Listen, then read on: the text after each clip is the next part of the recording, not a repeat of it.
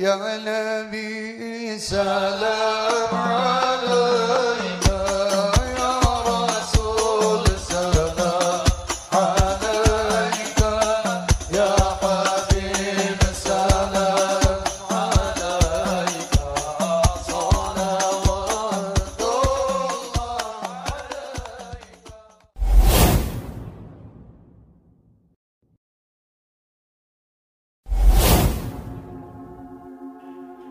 Maulana Syekh Muhammad Nazim Adil Al-Haqqani. Beliau dilahirkan di Larnaca, Siprus pada hari Minggu tanggal 23 April 1922 atau 26 Saban 1340 Hijriah. Dari sisi ayah, beliau adalah keturunan Syekh Abdul Qadir Jailani, pendiri Thariqah Qadiriyah. Dan dari sisi ibunya, beliau adalah keturunan Jalaluddin Rumi, pendiri Thariqah Maulawiyah, yang juga merupakan keturunan Hasan Husain alaihissalam, cucu Nabi Muhammad SAW. Selama masa kanak-kanak di Siprus, beliau selalu duduk bersama kakeknya, salah seorang syekh Thariqah Qadiriyah, untuk belajar spiritualitas dan disiplin. Tanda-tanda luar biasa telah nampak pada Syekh Nazim kecil. Tingkah lakunya sempurna, tidak pernah berselisih dengan siapapun. Beliau selalu tersenyum dan sabar. Kedua kakek dari pihak ayah dan ibunya melatih beliau pada jalan spiritual. Ayahnya mengirim beliau ke sekolah umum pada siang hari, dan sorenya belajar ilmu-ilmu agama. Beliau seorang yang jenius di antara teman-temannya. Setelah tamat sekolah, yang setara dengan SMU, Syekh Nazim menghabiskan malam harinya untuk mempelajari Thariqah Maulawiyah dan Qadiriyah. Beliau mempelajari ilmu syariah, fikih, ilmu tradisi, ilmu logika, dan tafsir Quran. Beliau mampu memberikan penjelasan hukum tentang masalah-masalah Islam secara luas. Beliau juga mampu berbicara bagi orang-orang dari segala tingkat spiritual. Beliau diberikan kemampuan untuk menjelaskan masalah-masalah yang sulit dalam bahasa yang jelas dan mudah.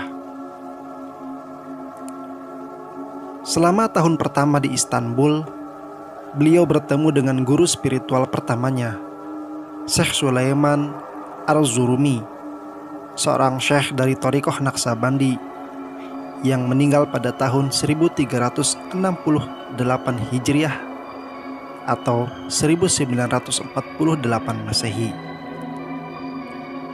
Sambil kuliah, Syekh Nazim belajar pada beliau sebagai tambahan dari ilmu Thariqah yang telah dimilikinya, yaitu Maulawiyah dan Qadiriyah.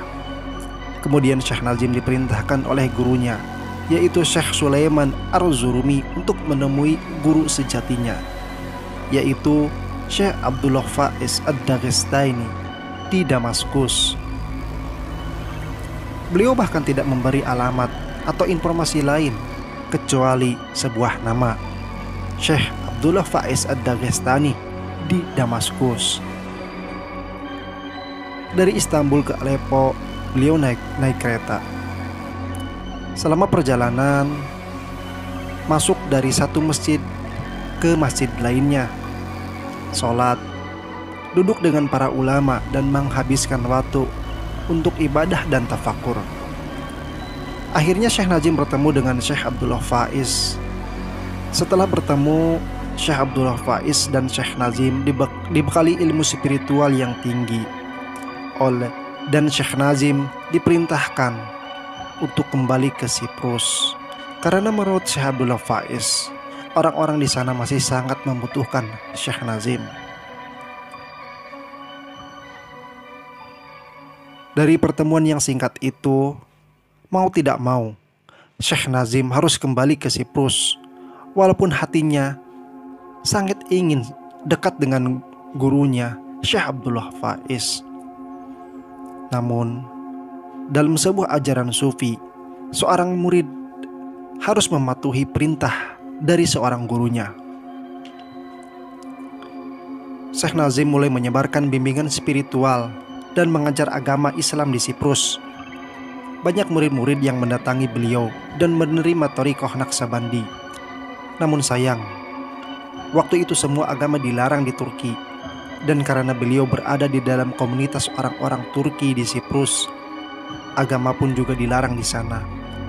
Bahkan mengumandangkan azan pun tidak diperbolehkan. Selama bertahun-tahun di sana, beliau mengadakan perjalanan ke seluruh penjuru Siprus.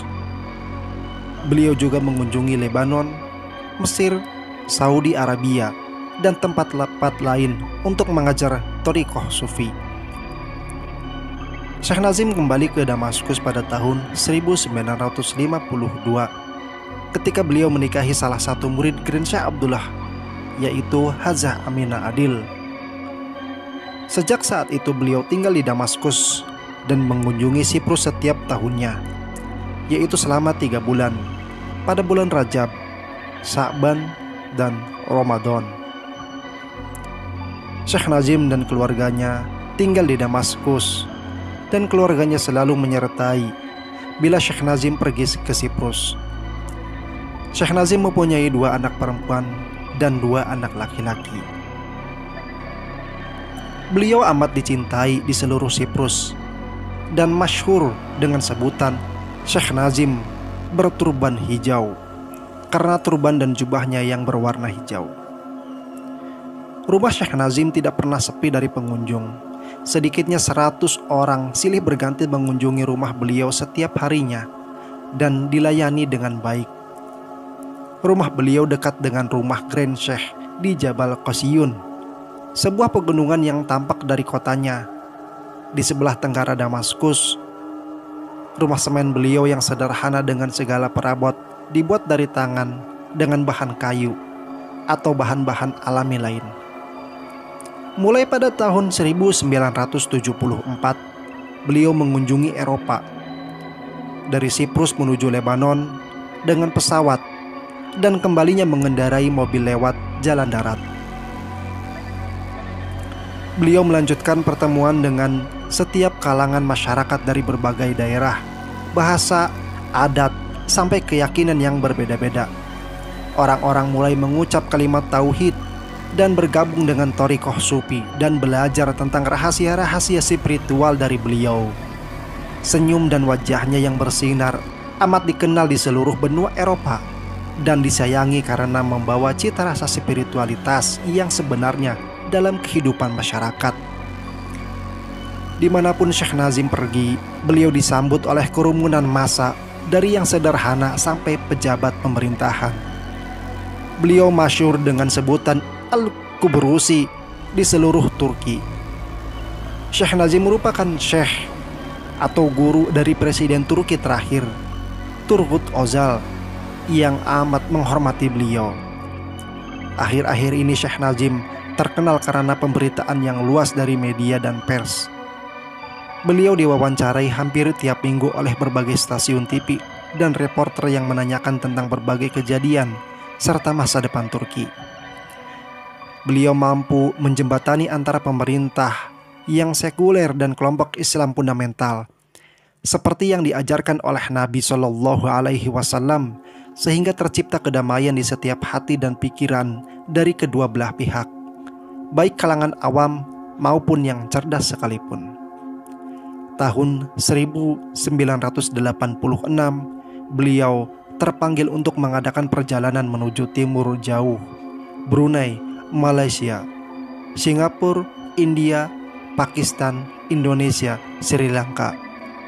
Beliau diterima baik oleh para sultan, presiden, anggota parlemen, pejabat pemerintah, dan tentu saja rakyat pada umumnya. Beliau disebut sebagai orang suci zaman ini di Brunei. Beliau disambut dengan kemurahan rakyat dan khususnya oleh Sultan Haji Hasan Al-Balqiyah. Beliau digolongkan sebagai salah satu syekh terbesar thariqah Naqsabandi di Malaysia.